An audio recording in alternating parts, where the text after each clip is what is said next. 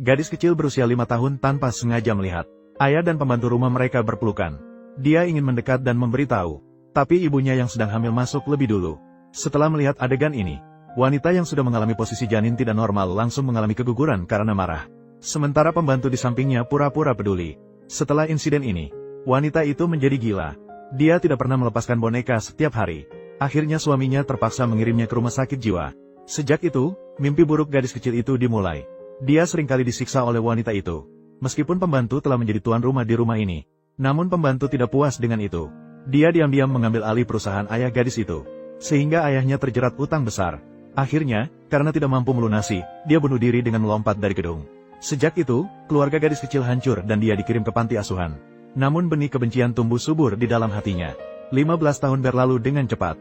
Pelayan wanita pada waktu itu melalui pengambil alihan, mengambil alih kekayaan dan perusahaan majikan untuk bunuh diri. Kemudian menikahi keluarga bangsawan dan menjadi istri dari keluarga kaya. Dan gadis kecil itu tumbuh dewasa. Dia sengaja datang ke rumah wanita itu untuk bekerja sebagai pembantu rumah, untuk mencari kesempatan membalas dendam untuk keluarganya, untuk merusak hubungan suami istri meraka. Gadis itu sengaja meninggalkan pakaian dalamnya di depan pintu kamar tuan rumah.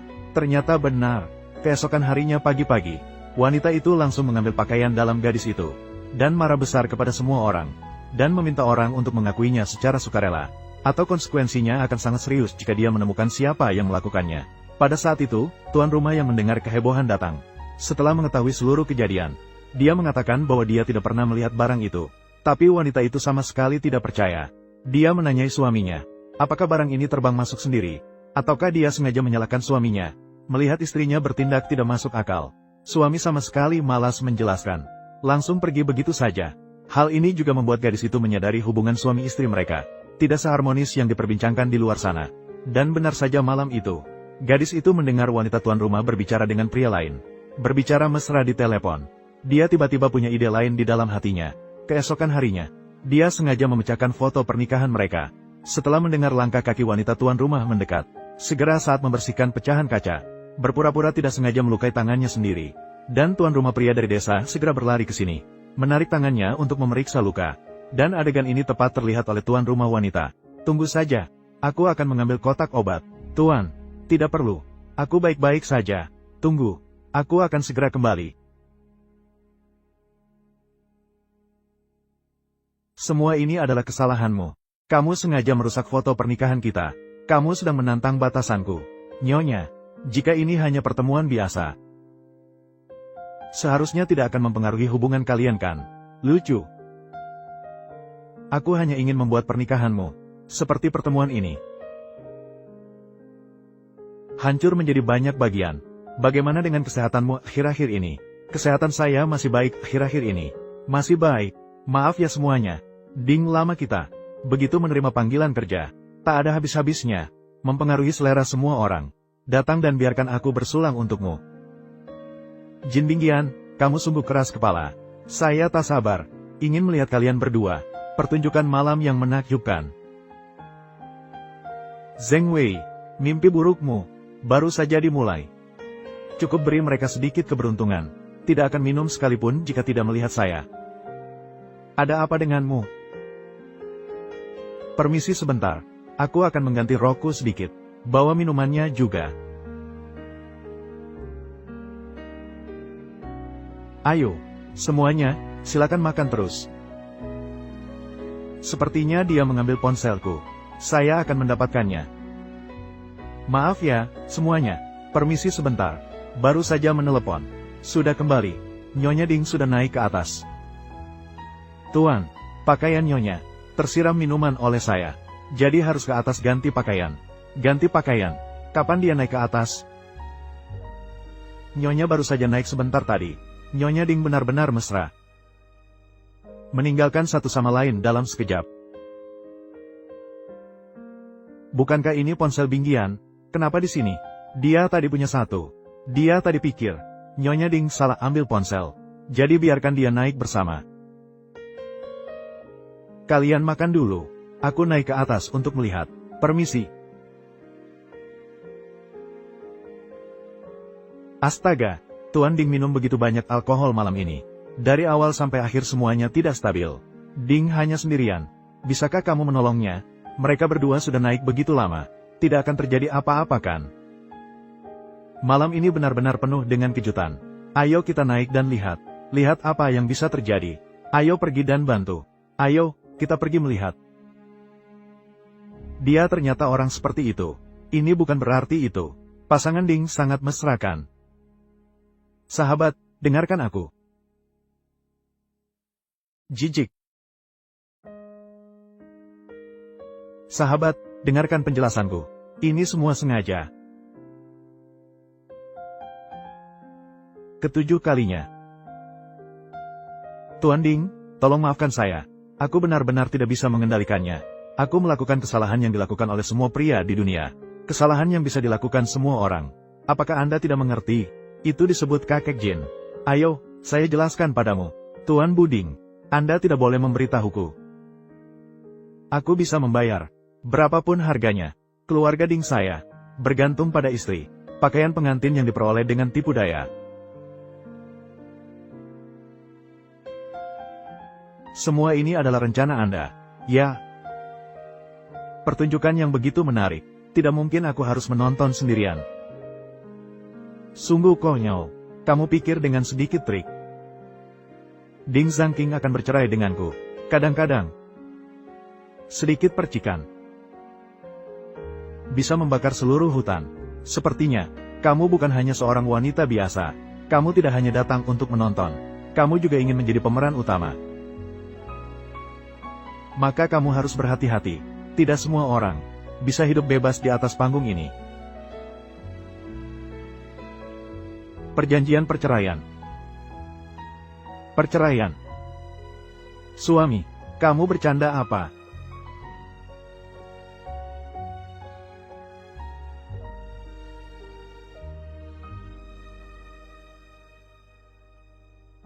Kamu sudah berbicara diam-diam. Saham keluarga Ding kami.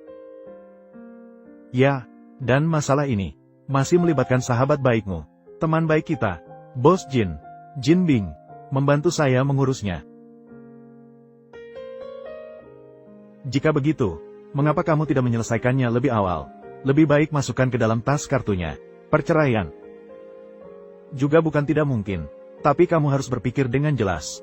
Begitu pernikahan berakhir, 31% saham Ding ini tidak akan ada hubungannya denganmu lagi. Apakah semua ini adalah rencana Anda? Dengan 31% saham, menukar dengan nama yang tidak sama dengan kita. Setelah bercerai, apakah kamu masih akan pergi? Sayang. Saya bangun pagi-pagi. Kamu tidur lagi. Barusan bermimpi. Bagaimana kamu masih punya muka untuk tinggal di rumah saya? Bagaimana kamu masih berani tinggal di rumahku? Kamu sebagai manusia punya wajah, mengapa aku tidak punya wajah? Tidak peduli bagaimana kamu memutarbalikkan fakta, ini semua adalah rumahku, dan aku berhak menyuruhmu keluar. Maafkan saya, Nyonya. Saya sekarang bertanggung jawab atas Tuan Ding. Kamu pikir dengan berada di tempat yang sama, kamu bisa menghadapi saya? Aku adalah tuan rumah sejati di rumah ini. Aku punya hak untuk mengusirnya. Kartu asmu, sepertinya hanya omong kosong. Nyonya, kamu mendorongku pergi. Tidak takut aku akan mengungkapkan. Kejadian tersebut disiarkan untuk membalas dendam padamu. Kamu merekam video. Sepertinya kamu merekam. Saya juga tidak ingat. Baiklah, berani merekam video untuk mengancamku. Berani merekam video untuk mengancamku. Banyak pelayan wanita yang datang ke rumahku. Semua punya rencana kecil. Namun cara kamu paling menarik. Berani ingin tinggal. Kalau begitu, tinggallah. Kamu juga bisa menjadi saksi pernikahanku. Betapa kokohnya. Hidup begitu kaya dan menarik. Dikabarkan, grup Kim telah mengumumkan kebangkrutan pagi ini. Semua keuntungan proyek akan ditinggalkan untuk keluarga Ding. Sementara ada desas-desus pasangan Ding karena gejolak harga saham terpengaruh oleh skandal.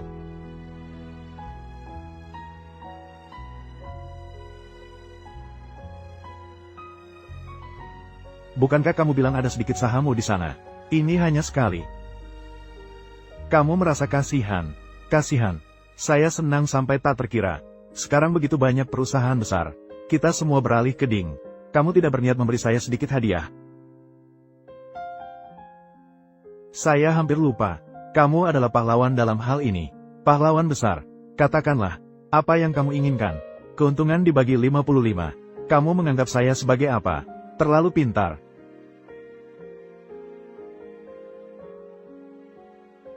Akhirnya jatuh ke tanganku. Lalu apa? Asalkan saya melakukannya dengan baik. Urusanmu dengan Kim Byung-yeon.